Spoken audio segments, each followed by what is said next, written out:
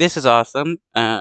Actors are looking to strike alongside writers, which will just destroy Hollywood because, well, you can't do anything without writers and actors. Actors union SAG-AFTRA has called for a strike authorization vote. If the strike is approved, actors could join the more than 11,000 Writers Guild members already on the picket line, putting even more pressure on studios and networks. The ongoing writers' strike has halted production on movies and scripted series like Stranger Things on Netflix, Apple TV's Severance, and Showtime's Yellow Jackets, late-night TV show. If you want your shows to come back in a timely manner, support writers striking for better pay. Uh, them getting better pay means we have better shows. Have already gone dark. For more on the strike and what's at stake, I'm joined by two television writers and Writers Guild members, Sal Gentile and Jeannie Fan Wong. Thank you both for being with us. And Jeannie, we'll start with you. This is day 17 of the strike. How are you and other writers faring? And remind us of what it is that you're demanding. We're basically asking for less than 2% of profits that they make from writer content. When it comes down to it, and sustainable wages to be able to have a career in entertainment is what we're asking for. Which is basically asking for nothing, and these movie industries don't want to, pay writers enough money. That's just messed up, you know. How else do these movies and TV shows have a good script if it isn't because of the writers? And less than 2% of profits, that is basically nothing when these movies and shows are making billions of dollars in revenue. And I was just out on the picket line this morning and felt really good with morale. And all of us are, I drove in, I had a 2 hour commute because I'm house sitting out of town. It just felt really good morale just to see everyone. And especially when people drop off food, it's always nice when people feed the writers. So, Jeannie, streaming has dramatically transformed the industry. This is a prolific era in American entertainment. One would think that compensation would reflect that. Why hasn't it? There's a huge influence of the tech industry on streaming and the way that uh, writers are being compensated. So I'm both a television and a new feature writer. And in television, our employment, we're paid weekly, and the average number of weeks that a writer is working in a room has gone down a lot. And oftentimes, writers are forced to stretch um, the money that they make in such a short amount of time over a longer time. And even in some writers, some contracts with options and exclusivity, sometimes writers are held and they can't even find other work.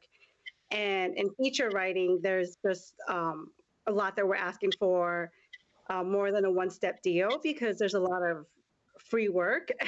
And I know that sounds insane, but there's a lot of just free labor that's being asked as sort of like a courtesy and whatnot. And so, Which is typical of, a lot of businesses looking to make profit. Why pay people for labor when you can weasel free labor out of them? That increases your profits and decreases your losses. so basically, a lot of the tech industry has just like devalued, asked for more work, sometimes free work for less money, and asking writers to stretch our salaries over a long time. Hmm. And Sal, you work in late night. That's a high pressure job, long hours. You have to be funny every day. You can't necessarily wait for the muse to strike. How have the changes in the industry that Jeannie's talking about, how has that affected the work that you and your colleagues do? Well, so I'm incredibly lucky because my show is on a broadcast network. And so we benefit from protections that the Guild has fought for and collectively bargained for over many years. We benefit from protections such as minimum pay and residuals for the reuse of our material. And that makes it possible for writers to have a livable career and to go from project to project.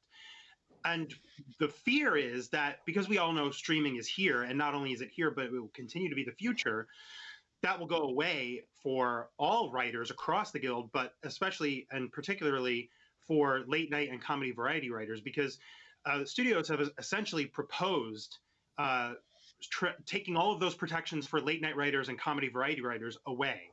And as you mentioned, it's a high pressure job. You have to respond to the news every single day and write jokes about the news every single day. And it's really hard to do that without the security, at least some minimum level of guarantee about what your contract is going to say. And the studios would like in the future, if these shows are exclusively on streaming, to pay writers not a minimum, not the residuals, but to pay a day rate. Which would not make it a sustainable career for anybody. And so, because I love the type of writing I do, I love late night writing, I love writing jokes about the news. I want to make sure it remains a sustainable career both for myself and my colleagues and for people who come after us, because there's going to be plenty more, insane news for the shows to make fun of. Sal, a sticking point in the writer strike has to do with artificial intelligence. AI is already being used in entertainment writing. What are some of the concerns that you and your colleagues have? Yeah, so I want to establish one thing, which is that writers are not naive about technology. We know that AI is here, and we know that it's the future. And we want to make sure that we can use it as a tool creatively in the creative process rather than being replaced by it. And so I think, for example, the nightmare scenario, the fear is that studios will use AI to generate really bad scripts, or let's say in my case, really bad jokes about the news. And then Yeah. Oh, I would love to see some uh news program or some network use AI to generate a script and actually have people read it because it would be hilarious. AI has gotten decent, but them making scripts, it's just wild. they'll bring in a writer at a much lower rate with many fewer writers in a room to improve a bad script generated by AI and make it good enough to use on television or in film. Okay, I see. Yeah, yeah, they could definitely do that. Generate a bad script and just have a few people improve it. Definitely would decrease their expenses. And so we just want basic protections in place to make sure that they can't do that.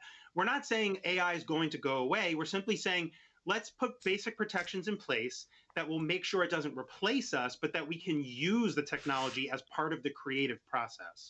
And we should say we reached out to the group that's representing the studios to participate in this discussion, and they said they don't speak on the record about ongoing negotiations. But Jeannie, I will tell you, I spoke with a studio executive who made the point that the studios right now can literally afford to wait out this strike because they are in a cost-cutting mode right now, and this work stoppage for them is a savings. These are temporary savings. How long are you prepared to stay out in the picket line? I prepare to stay out as long as it takes because the fight to have a sustainable career, it's an existential fight for writers to be able to make a living, and it's also a fight for a lot of working class and middle class writers. We have a robust strike fund. I have applied to it just in case, and I'll stay out here as long as I need to. And as you know, people are sending food, and it's been great to march and picket with other unions. Sal, how do you see it? And what would it mean if SAG-AFTRA, if the performers union, if the directors union joined this effort? The cross union solidarity has been incredible on the picket lines. We've been joined by our friends and colleagues from unions across the industry. And as you noted, SAG has already called for a strike authorization vote because everybody recognizes that this is an existential moment for the industry at large. The streaming era has broken the profit sharing model that already existed, that was in place. It was imperfect, but it was there to make sure that the people who work in this industry can sustain a livable career, and it's not an industry just for the lucky few, and but for everybody across all of these unions and guilds. And so everybody recognizes that, and I've I've felt the same incredible energy on the picket lines. I know everybody, as much as we love writing and as much as we want to get back to our jobs as writers, everybody is committed to this cause and seeing it through across all of this